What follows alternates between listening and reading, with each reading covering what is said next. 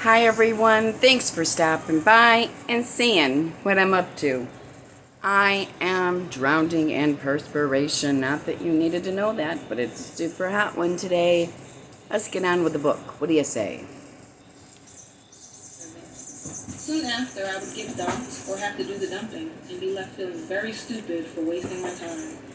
Just because you start dating a guy you like doesn't mean you have to stop dating other guys. Date as many guys as your schedule can handle and have fun. When one meets your requirements and you his, and you both make it official, then you can go exclusive, not a moment sooner. If you stop dating other guys too soon, you could miss out on a real gem while playing around with a rock or a pebble. Key takeaways. Learn the difference between a man who is a dusty rock with jagged edges or a brilliant gem who shines bright and will add beauty to your life. 2. Hold on to a gem when you find one. 3. Instead of lowering yourself for men, make men rise to your standards. The ones worth dating will scramble to meet them. 4. Avoid men who hate their mothers. 5. Don't allow women who grabbed rocks and got married to pressure you into doing the same. That's Wait right. for the right one. 6. Always. Keep dating, even if it's more than one guy, until you meet the one who meets your requirements and clearly expresses to you that he wants you in his life.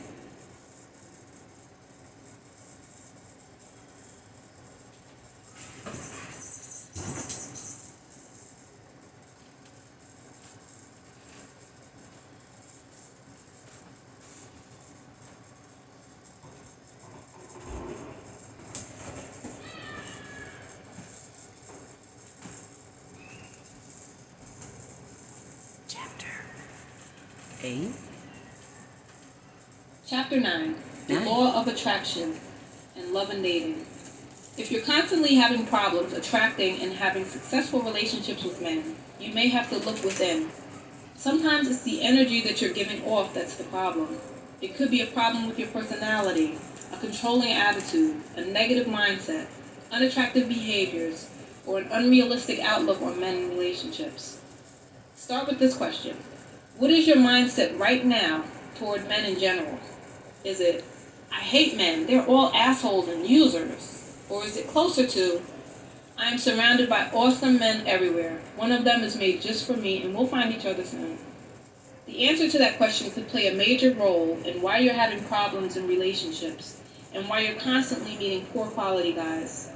The first answer says that you've been hurt by someone and you can't let the past go. So you place that negative energy on every guy that you come across, whether you realize it or not. If you've never heard of the law of attraction, it's a good thing that you're reading this guide. It's time that you learn what it's all about. You attract what you are. The law of attraction simply says that you attract what you are to yourself in life. It also says that you attract what you think about and talk about all day long. It's also called the law of love because you attract more of what you love to yourself all the time.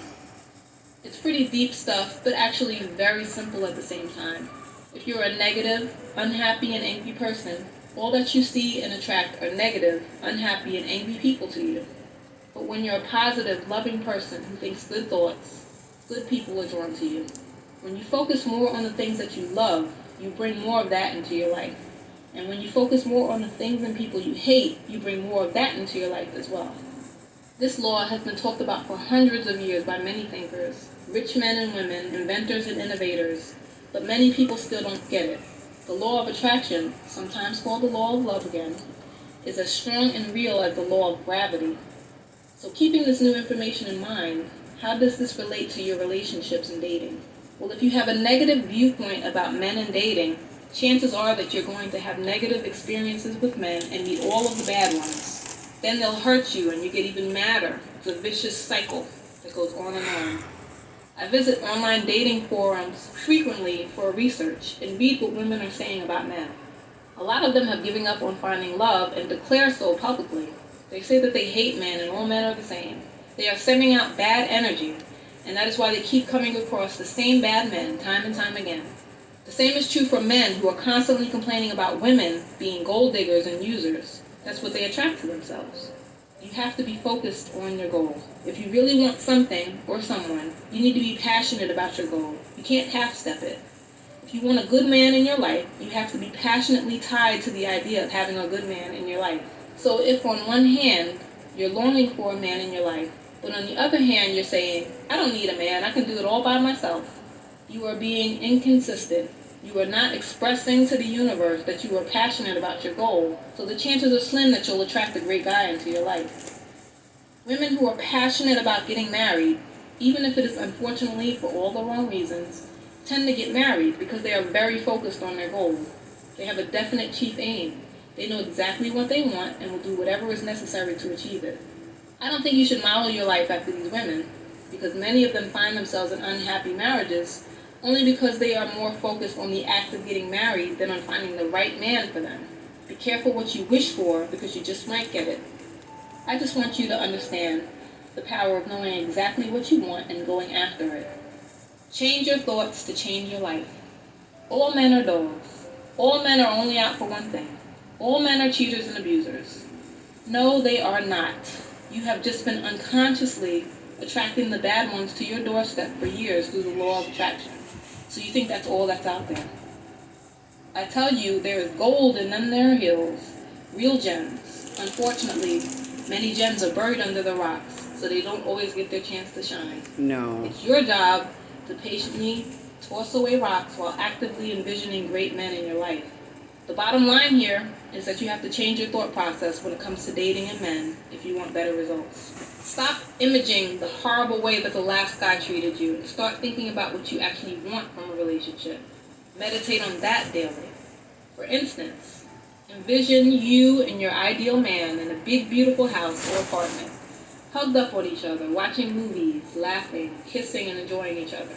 Imagine your children playing in an adjacent room. Imagine your man installing new cabinets in your kitchen while you watch, adoringly, with a cup of coffee in your hand. Keep those images in your mind and focus on them every morning or whenever you have a free moment. Yes. Some experts on this subject say that a thought becomes stronger when you focus on it for at least 17 seconds straight. Daydream more. If you keep this up, focusing on the positive things that you do want instead of the negative things that you don't want, slowly but surely you will start to see some positive changes happen in your dating life. This also applies to other aspects of your life, by the way. Learning to love yourself. Learning to love yourself is the greatest love of all. Beautiful and true words sung by the late Whitney Houston, one of my favorite singers from childhood. I used to sing that song over and over as a child, but the words never really sunk in until I was grown.